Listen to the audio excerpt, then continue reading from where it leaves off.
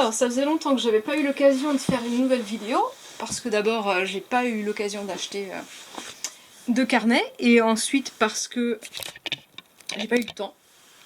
Voilà, et l'occasion s'est présentée parce que la compagnie Coloring Notebook m'a envoyé ce carnet pour avis, et ma foi, mon avis est excellent. Je trouve l'idée très très sympa. Pour les gens qui... Il y a beaucoup de gens parmi les amateurs de carnet qui aiment également faire du coloriage pour adultes. Et là, on combine les deux. Et l'intérêt principal que j'y vois, c'est pour les réunions chiantes auxquelles vous êtes obligé d'assister, et vous pouvez pas discrètement faire autre chose. Et bien là, oui, vous pouvez, parce que ça ressemble comme deux gouttes d'eau à un carnet standard dans lequel vous allez prendre des notes tout à fait sérieusement.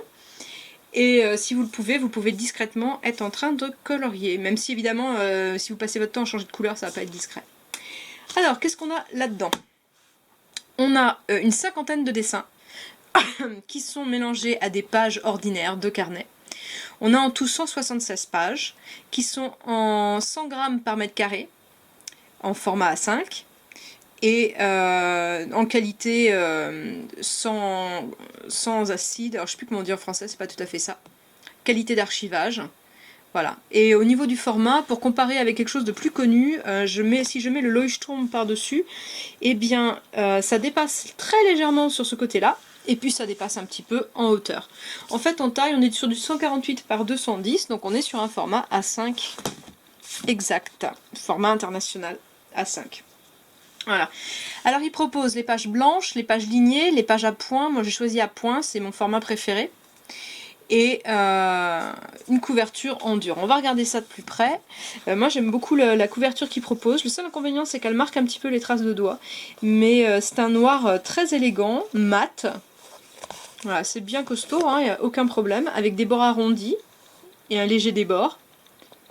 Voilà. Avec Coloring Notebook marqué en surimpression.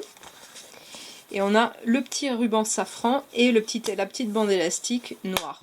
Le seul regret que j'ai par rapport à ce petit machin là, comme il est un petit peu original, et ben c'est qu'il n'y ait pas cette bande qui rappelle le petit ruban safran. Ce serait le petit truc en plus. Mais autrement impeccable. Alors à l'intérieur, donc ça ressemble vraiment à un carnet classique. On va avoir quelques lignes ici pour archiver. On va avoir nos pages ici avec les points, et on va avoir à la fin la petite pochette à souffler. La seule différence ici, c'est qu'on va avoir en plus des pages intercalées de dessins. Et les dessins sont suffisamment variés pour plaire à beaucoup de gens, mais en gros, c'est vraiment pour faire du petit coloriage sympa pour se détendre, quoi. Donc ici des carpe-coilles, ici des lampes, des parapluies, des chaussettes. Alors n'hésitez pas à aller regarder la vidéo en anglais parce que je montre d'autres pages. Voilà, des cassettes. Parfois on a des doubles pages comme ça, là c'est l'espace. Alors je vais montrer ce que j'ai essayé dessus. J'ai essayé d'abord des feutres, voilà, sur cette belle double page avec une fièvre. Et puis j'ai lâché l'affaire parce que ça traverse. Voilà. Donc clairement c'est pas pour du feutre. Ok. Au niveau des pages, autrement, les pages sont de belle qualité, hein. C'est un papier couleur blanc cassé, et qui est très joli. Alors du coup j'ai essayé avec sur cette page avec les chats qui étaient très mignonnes, avec des crayons de couleur, vraiment un truc basique, et là on n'a pas de problème du tout. Voilà. Pour les tests encre, on va aller voir ça tout de suite. Alors, le premier est un test au crayon bille Inkjoy, le deuxième avec un Ginhouse 159 chargé avec une encre Diamine Emerald Green, ensuite un Ginhouse 159 qui est donc assez épais, mais cette fois avec une encre ordinaire, Pilot Sign Pen et le Faber-Castell Broad Pen. Ça permet d'avoir une petite idée. Et au niveau des encres, eh bien, sur celle-ci, on n'a aucun problème sur l'encre ordinaire. Je dirais même que ça donne un bon rendu de variation de charge d'encre.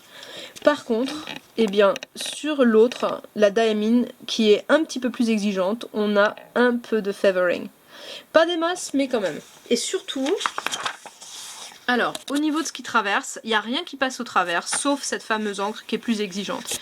Donc si vous aimez les encres très exigeantes, ça va pas le faire, mais ici on voit le Pilot Sign Pen, aucun problème, le Broad Pen de chez Faber-Castell, aucun problème, évidemment, les billes, aucun souci, ça glisse bien dessus.